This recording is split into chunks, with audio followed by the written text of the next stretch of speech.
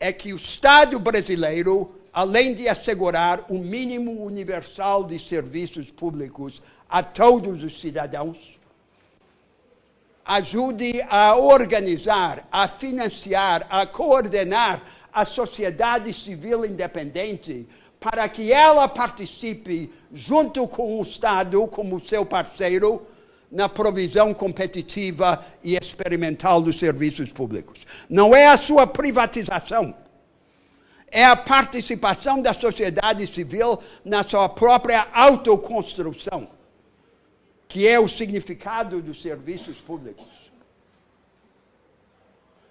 E, em quarto lugar, como componente desta energização da vida pública,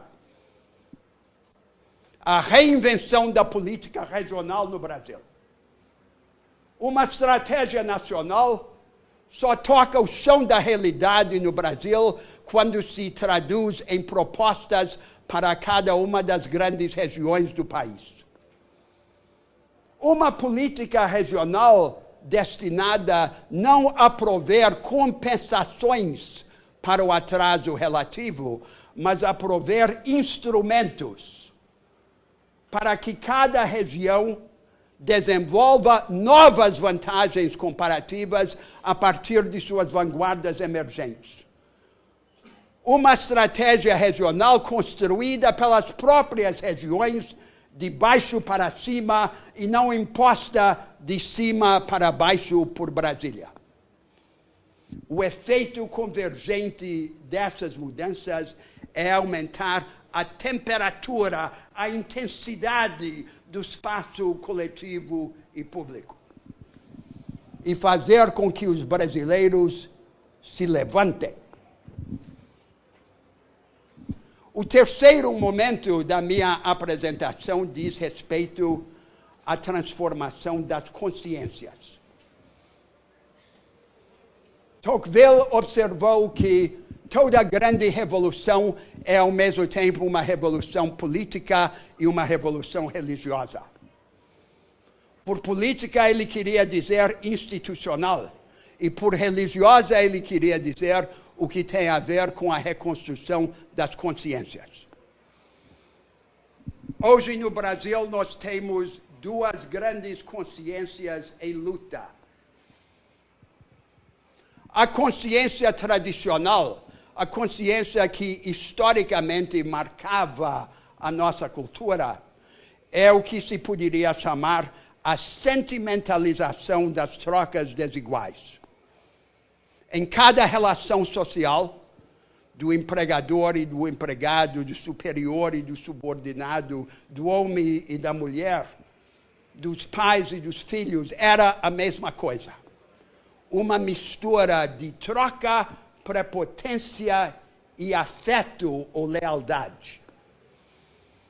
E é contra esta sentimentalização das consciências desiguais que se rebelou uma outra consciência, identificada no Brasil com o protestantismo e o liberalismo. E com a própria modernidade, uma consciência que pregava separar poder para a política, troca para o mercado e sentimento para a família. Uma consciência que sustentou a ideia da autonomia, do respeito, da respeitabilidade e do cumprimento das promessas. Mas, ao mesmo tempo, uma consciência de desencanto e desilusão com o espaço coletivo. É esta a consciência que se associa no mundo contemporâneo com o destino inevitável das sociedades.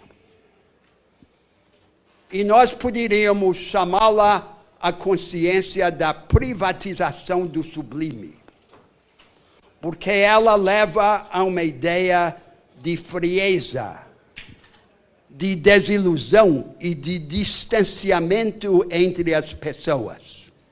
E tudo que é caloroso, o afeto, vai para a família, a religião vai para a consciência individual, a arte vai para as aventuras da subjetividade.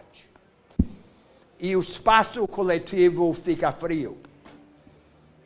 Fatal para o Brasil seria ter de escolher entre a sentimentalização das trocas desiguais e a privatização do sublime. O Brasil deixaria de ser Brasil. E daí a necessidade de desenvolver no país uma terceira consciência que rompa com a sentimentalização das trocas desiguais, mas insista em buscar intensidade no espaço coletivo. Para isto, aquela mudança institucional que eu acabo de esboçar é condição necessária, mas não suficiente. Ela monta o palco para essa outra forma de consciência, especialmente naquela terceira parte da energização da vida pública. Mas ela não é condição suficiente. Ela precisaria ser complementada. Em primeiro lugar, complementada por uma ideia. Uma ideia que rejeita a privatização do sublime e insiste numa concepção maior da humanidade e das possibilidades da ação coletiva. Em segundo lugar, por uma série de práticas morais a respeito da conduta da vida.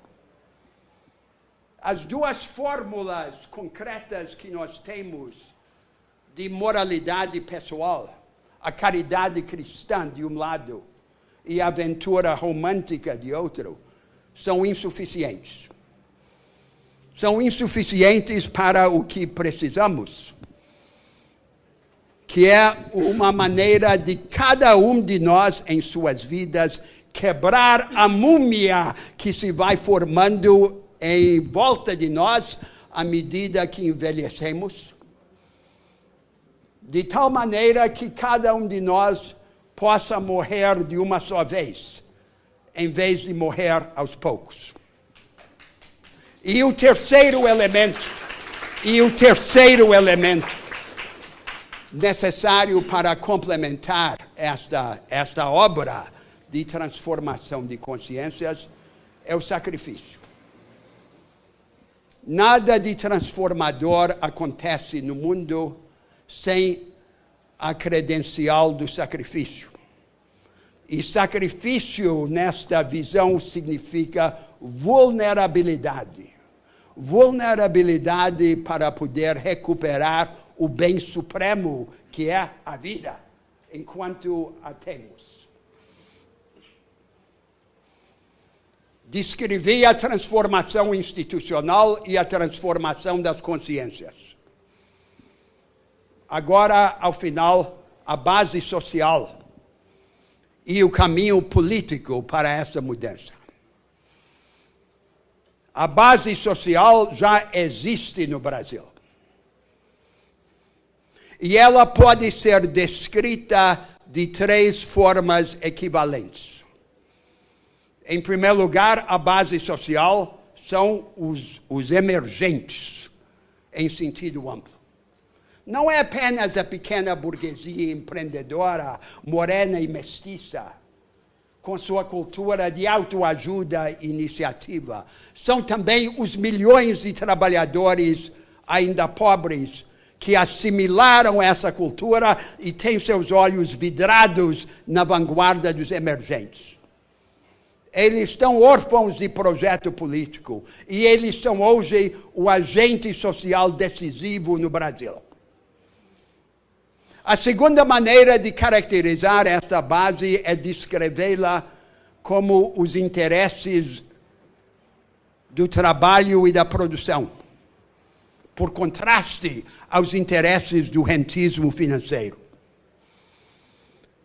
Mas os interesses do trabalho não podem mais ser identificados apenas com os interesses da minoria organizada, da aristocracia operária. É aquela vasta e amorfa multidão de informais e precarizados onde está o enigma do povo brasileiro. E os interesses da produção não podem ser confundidos apenas com os interesses da pequena casta de grandes industriais. Os interesses da produção são os interesses dessa multidão de pequenas e médias empresas puxadas para baixo para a retaguarda, com seu potencial frustrado de soerguimento. E a terceira maneira de descrever a base é dizer que é o Brasil profundo. O Brasil dos muitos Brasis que convivem dentro do país. Não só o Sudeste e o Sul, mas a Amazônia, o Nordeste, o Brasil Central. Cada um outro mundo cheio de possibilidades ainda negadas. E este Brasil profundo que é sufocado pela combinação do nacional consumismo com o condomínio de corporativismos que continua a sufocar o Brasil. Base social já. O que faltava até muito recentemente era o caminho político. Para traduzir este projeto em proposta de poder. E agora este caminho político existe. É a candidatura presidencial de Ciro Gomes.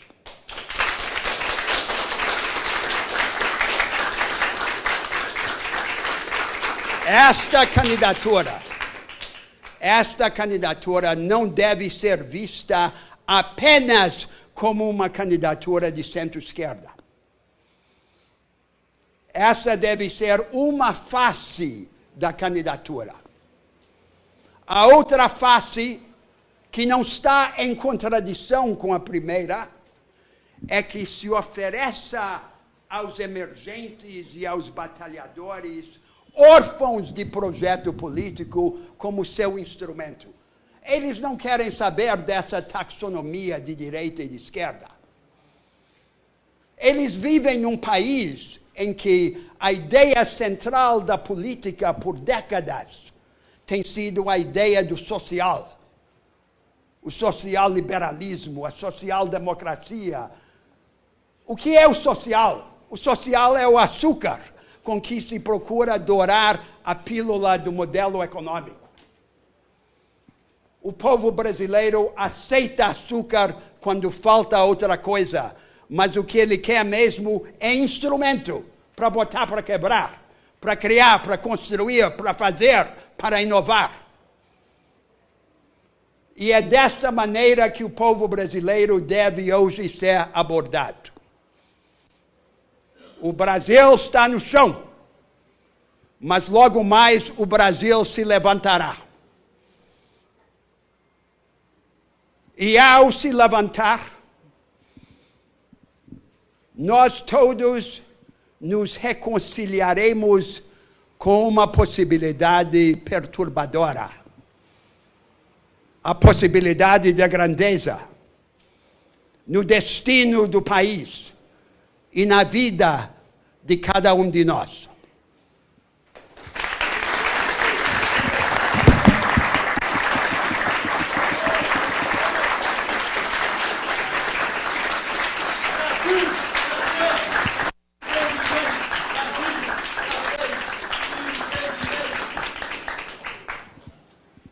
Bem, após essa sumária e inspirada exposição do professor Roberto Mangabeira Unger, vamos abrir agora para a sessão de debate, 2 blocos. Vou mediar 3, 4 perguntas no primeiro bloco, o professor responde, depois abrimos e iniciamos o segundo bloco. Eu só pediria que fossem perguntas e não comentários extensivos e tal, para que todos possam, na medida do possível, que queiram dirigir perguntas ao professor. Certo? Quem vai abrir a sessão? Obrigado. Primeiro, me apresentar, sou César Santos, do Fórum Nacional das Candidaturas Coletivas. Queria parabenizar o Antônio, Tapera Taperá, por mais esse evento de qualidade. Agradecer ao professor Mangabeira pela explanação. E a minha pergunta vai exatamente no sentido da energização da vida pública e da democratização desse país. O senhor falou dos nossos condomínios corporativos. E o senhor, que tem uma tradição lá na Law School, naquele Charles River, que tanto nos inspira, eu queria perguntar para o senhor, em relação ao nosso Congresso Nacional, como é que nós podemos, em 2018, reenergizar o Congresso Nacional? Como é que nós podemos fazer com que aquela democracia representativa passe a ser mais participativa?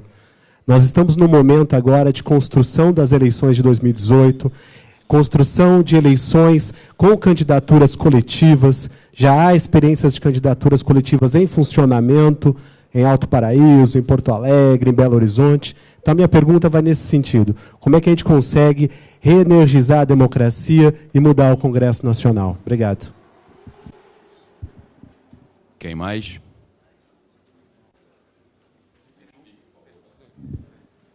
Boa noite, meu nome é Caio, parabéns pela excelente exposição.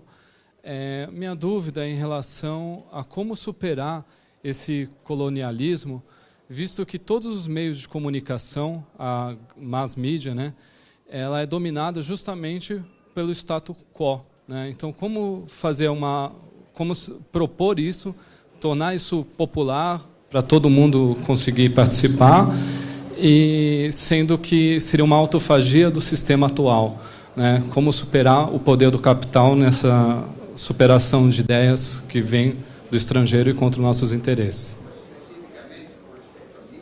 Exatamente. 80% da mídia televisiva, por exemplo, é controlada por um nepotismo, né?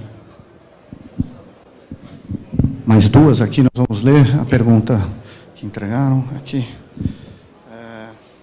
Professor, considerando a experiência e o êxito educacional do Ceará, entendendo a educação como um dos elementos preponderantes para a emancipação do povo, como um projeto nacional consistente e vitorioso conseguirá expandir essas experiências, e pedindo para o senhor falar um pouquinho mais do projeto educacional, enfim. E uma última aqui. Professor Mangabeira, de uma alternativa transformadora para o tempo depois do colonialismo mental, aquilo que era antes apenas uma alternativa, agora parece ter chegado a seu tempo certo. No Brasil, chegou o momento certo para essas ideias e por quê? Enfim. Agora? Os quatro. Certo. Então, a educação, o Congresso, mídia. Antes de responder rapidamente a essas quatro indagações, eu quero dizer algo a respeito de um tema que não foi objeto de questionamento ainda e não figurou na minha apresentação. Quem comparasse essa discussão que nós estamos tendo aqui com a discussão que aparece na grande mídia e na política brasileira, ficaria surpreendido com o grau de descompasso. É como se estivéssemos falando de dois países diferentes. Porque na grande mídia, o tema predominante e às vezes quase exclusivo é o chamado ajuste fiscal, de que eu nem falei. E é como se o ajuste fiscal fosse uma espécie de preliminar contábil a qualquer projeto nacional. Então, permita que eu comece dizendo algo sobre esse tema ausente.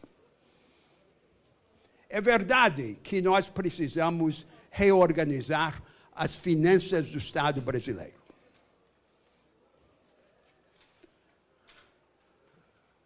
E qualquer ajuste, qualquer refinanciamento do Estado impõe sacrifício.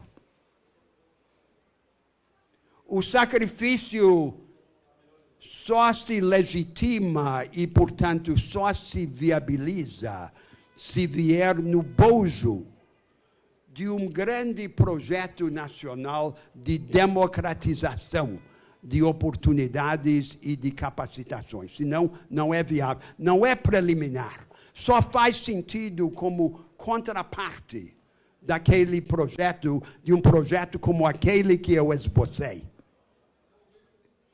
E o objetivo deste refinanciamento do Estado e do sacrifício que ele imporá não é agradar os interesses e os preconceitos dos mercados financeiros. É justamente pela razão inversa.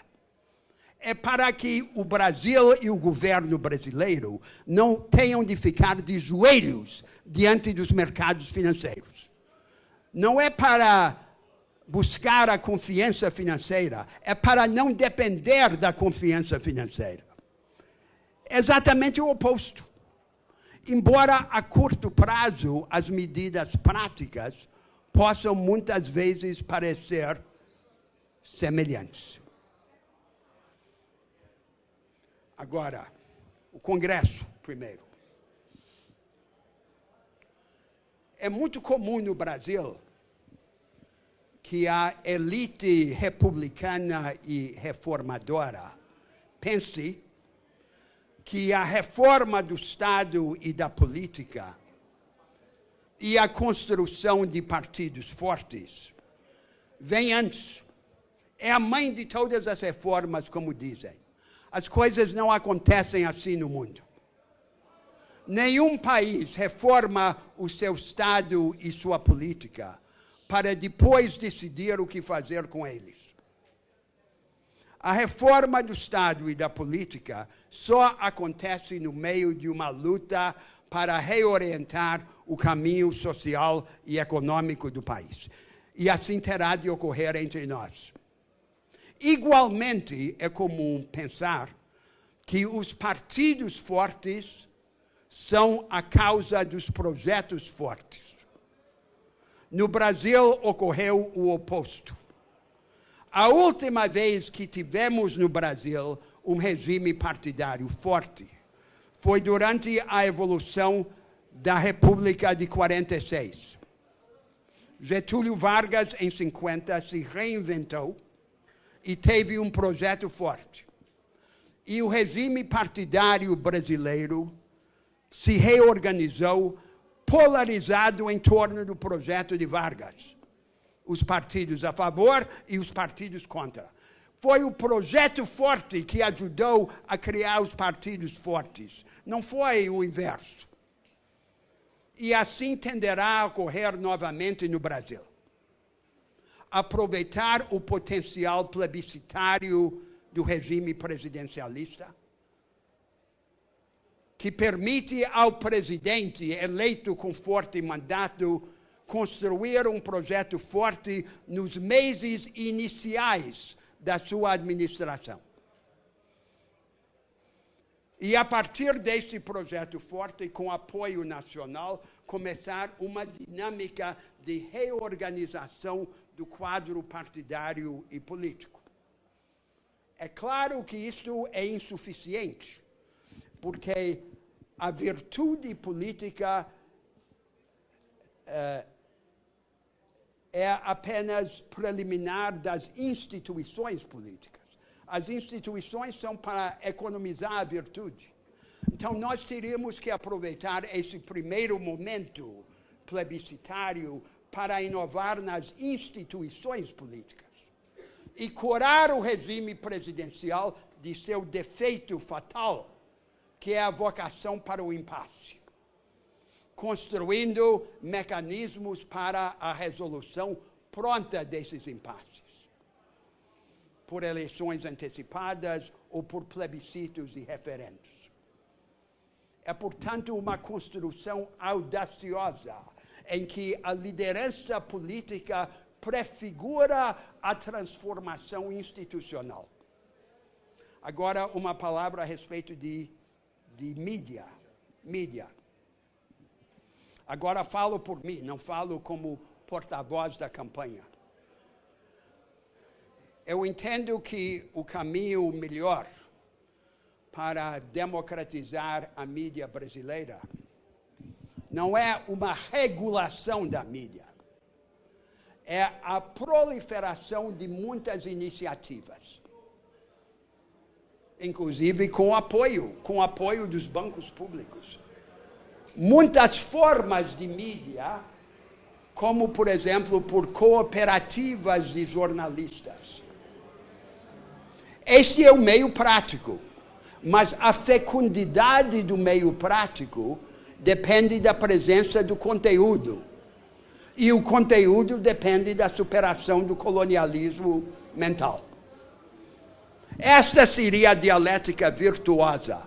Proliferação de formas de propriedade, radicalização da concorrência de um lado e enriquecimento do conteúdo de outro lado. Agora, educação. Eu já esbocei o que eu vejo como as grandes linhas de um projeto educacional alternativo no Brasil. Mas a questão prática é como começar. Eu viajei o Brasil todo, quando eu estava no governo. Todos os estados, o interior de todos os estados. E vejo no Brasil todo, em todos os assuntos, inclusive educação, uma vitalidade subterrânea. Nós temos experimentos educacionais no Brasil extraordinários. Alguns conhecidos, outros não. E muitas vezes os mais audaciosos, desconhecidos em áreas remotas do país, como o Acre. Esta é a matéria-prima para a transformação educacional que eu preguei. E estes 1000 experimentos obscuros e relativamente desconhecidos uns dos outros teriam que ser transformados numa vanguarda pedagógica nacional. Uma transformação do ensino como aquela que eu esbocei não pode ser executada como conspiração de uma curriola de burocratas políticos e ideólogos. Precisa de milhares de professores engajados que formem essa vanguarda e que sejam os coautores desse projeto. Esta é a base. E havia mais uma. Educação, mídia, congresso, representação e... O momento brasileiro, sim, foi com isso que eu comecei. Quer dizer, a crise, sim, mas um grande vazio. Um grande vazio. E o vazio projeta no país esta experiência de desalento e desorientação.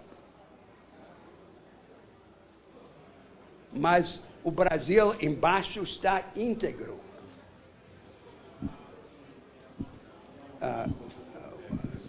A ação, agentes atuando em todo o país. O Brasil não está esperando ser salvo por Brasília.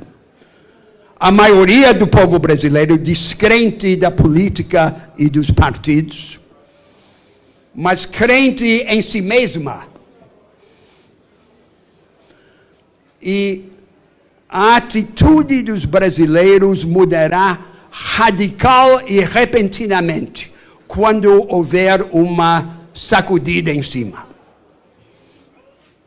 Não é que o poder central vai do centro reorganizar o país, não é isso.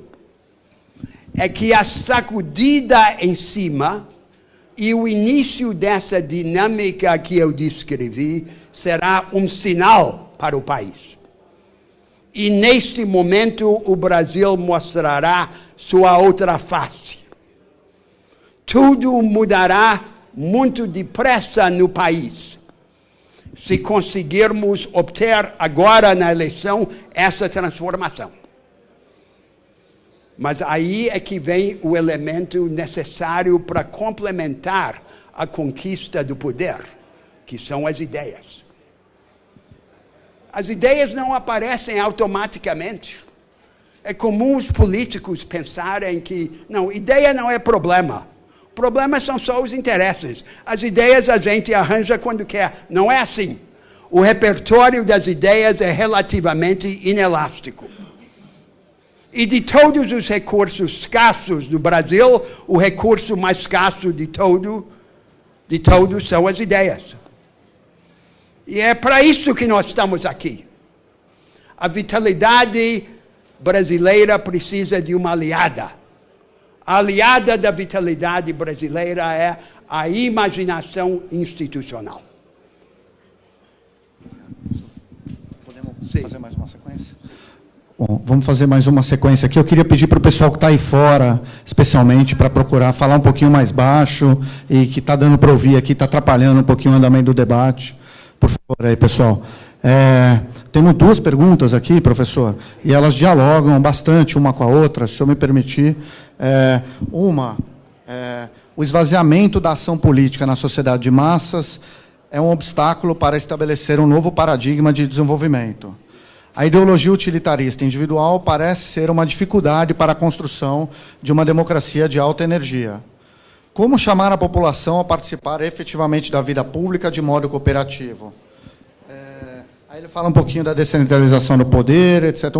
Algumas das coisas que o senhor já comentou. Mas a outra pergunta, a pergunta que tem surgido com recorrência nos debates que nós sediamos aqui, no atual contexto de anomia institucional pós-golpe de 2016 e crescimento de uma alternativa fascista representada por Bolsonaro, como conquistar corações e mentes dos trabalhadores para esse novo projeto de desenvolvimento nessa eleição? Como conversar para o trabalhador, eventualmente com o caminhoneiro, etc., que está sob a ilusão de um projeto bolsonarista, de vou resolver tudo na bala? Como conversar com pessoas populares, das classes populares, que caíram nessa tragédia política, representada, palavras minhas, representadas pelo Bolsonaro? Como dialogar com o cidadão comum e trazê-los para dentro desse projeto de desenvolvimento. Tem mais uma? É breve? Tá bom. Mas curta, pergunta, por favor. Olha, eu já assisti várias vezes a sua fala, gostei muito. Toda vez que eu tiver chance de assistir, eu gostarei, porque o senhor é um nefelibata, entendeu? Então, antes de tudo, é muito divertido. Mas eu gostaria de saber, por exemplo, se o senhor convidaria para professor residente em Harvard, o Paulo, aquele rapaz do BRICS, Paulo Nogueira Batista Júnior, nessas atuais circunstâncias. Para ser seu colega de academia. Professor. Sim. Tá bom, professor. Aqui você. Valeu, vai fundo. Boa noite, pessoal. Boa noite, professor. Meu nome é Thiago Brasiel, sou coordenador do Engaja Negritude. E eu gostaria só de pontuar aqui, professor, o seguinte: o senhor me falou na sua segunda colocação sobre o aparato institucional. Gostaria de saber a que aparato o senhor se refere. Quando o senhor fala isso, eu imagino a época do governo Vargas, em que ele conseguiu transformações e conseguiu tocar um projeto a nível nacional, e o principal aparato institucional que o Vargas tinha, a meu ver, era o DASP, que era o Departamento de Administração e Serviço Público. O segundo ponto é sobre a energização da política. E eu sou meio chateado com a política atual, tanto que nós, da Educafro, hoje, estamos fazendo uma luta para que o fundo partidário ou melhor, o fundo eleitoral público seja repartido com mulheres negras. É uma questão de representatividade. É muito difícil você engessar, conseguir construir políticas públicas por pessoas que não entendem a realidade da comunidade. E, por último, eu gostaria de saber um pouco mais sobre esse caminho político, porque eu também sou do Rio de Janeiro e acredito no projeto do Ciro Gomes, principalmente por causa do Zola. Porém, no Rio de Janeiro, a exemplo, e interior, a gente tem uma política viciada. São os malditos localismos que se retroalimentam.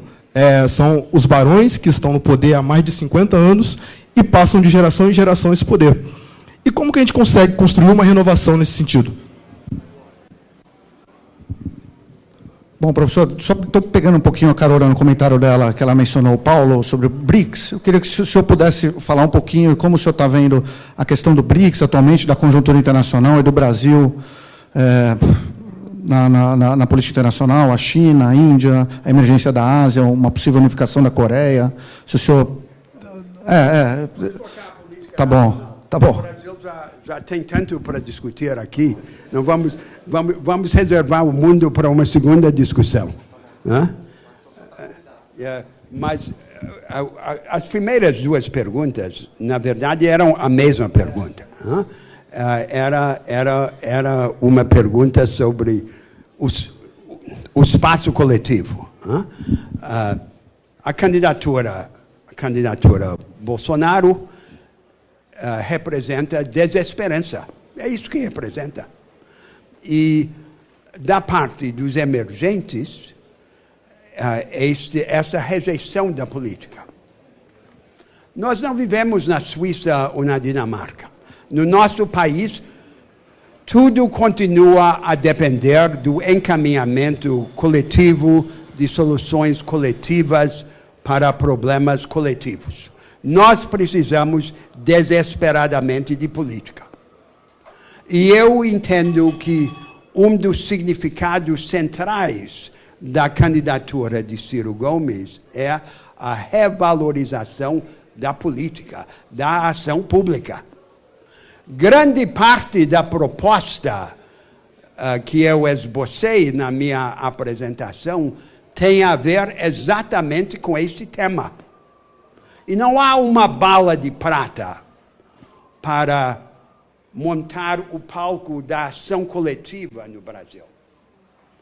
É um conjunto de ações nas instituições e nas consciências. Ambas as famílias de ações são indispensáveis. Então, tudo aquilo que eu coloquei no capítulo da energização da vida pública, por exemplo, a participação da sociedade civil junto com o Estado na provisão dos serviços públicos, é para criar os instrumentos práticos deste engajamento, em que a sociedade brasileira constrói os instrumentos de sua própria transformação. Esta é a parte institucional. A parte institucional é indispensável, mas é insuficiente. E tem aquela outra parte que transcende os limites da política partidária, que é a transformação das consciências. A política, quando ela é séria no seu impulso transformador, sempre tem também um impulso profético. Nós não podemos aceitar a escolha entre a sentimentalização das trocas desiguais e a privatização do sublime, a cultura do distanciamento, da desilusão, da frieza, a redução do caloroso ao privado, ao íntimo. É a destruição do Brasil. É a negação da cultura política de que precisamos e de nossa própria identidade nacional.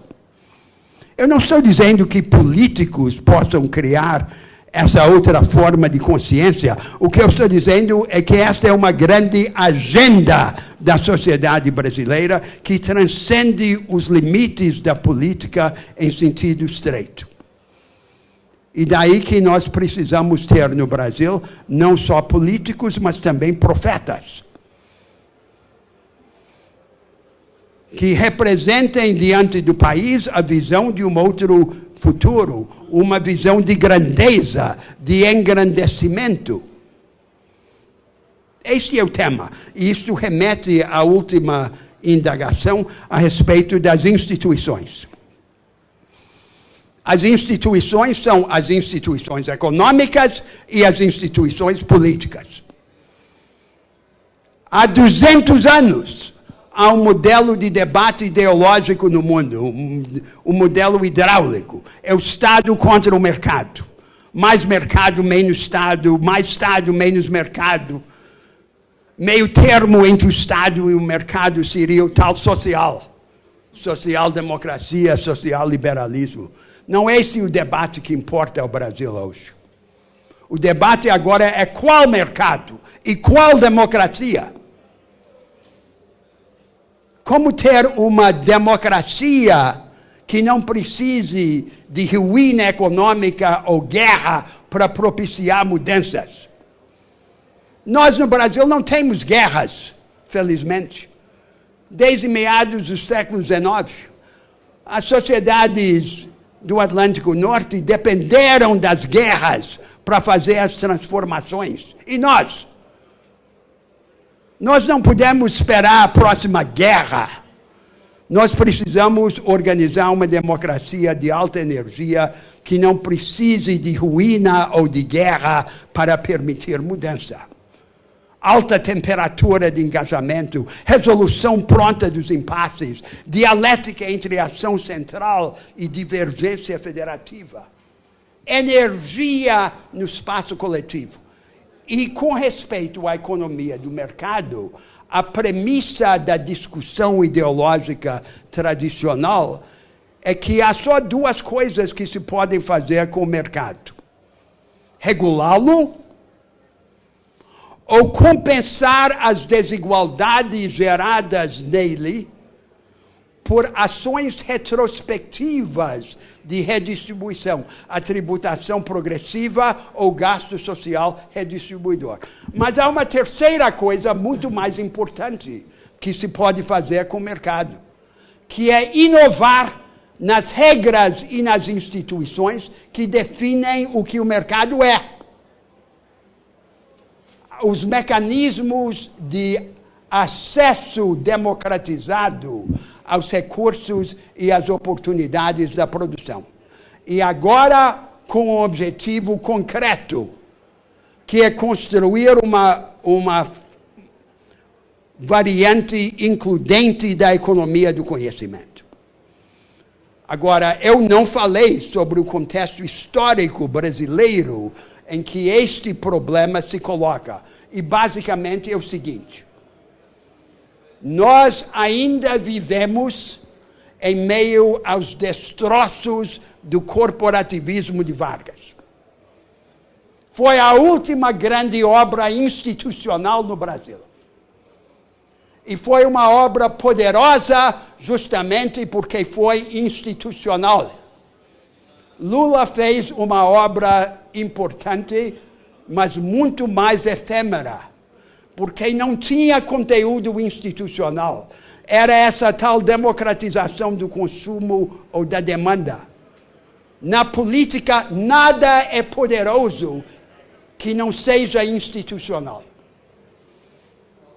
Então, temos, de um lado, os destroços do corporativismo de Vargas, e, de outro lado, o que temos, a partir da década de 90, é o tal neoliberalismo, sob a égide do colonialismo mental. A imitação das instituições do Atlântico Norte, sobretudo das instituições e políticas econômicas, de uma forma anárquica, oportunista, casuísta, não como construção institucional, mas para agradar os endinheirados, os mercados financeiros. Uma pseudo-obra institucional. E é isso que temos, então, os destroços do corporativismo de Vargas e esse casuísmo neoliberal aplacador dos mercados financeiros.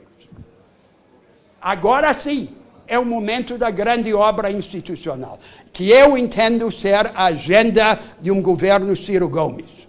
Uma obra institucional, com o grau de ambição da obra institucional de Vargas, mas com um conteúdo radicalmente diferente. E uma obra institucional que abra o caminho para a massa brasileira seguir a vanguarda dos emergentes e, ao mesmo tempo, permita resgatar os emergentes da tentação do individualismo materialista, da teologia da prosperidade, da fixação na fórmula retrógrada do empreendimento familiar isolado. Esta seria uma transformação de valor exemplar para o mundo. Eu não estou pregando uma idiosincrasia brasileira, uma espécie de nativismo programático. Eu estou pregando uma inovação brasileira que teria valor exemplar para o mundo. Hoje no mundo há uma ortodoxia universal, que chamamos por nomes como neoliberalismo, e as heresias são locais. Mas uma ortodoxia universal não pode ser combatida por heresias locais. Só pode ser combatida por uma heresia universalizante. E é justamente uma heresia universalizante o que esse livro propõe ao país. Uma inovação no Brasil de valor exemplar para a humanidade toda.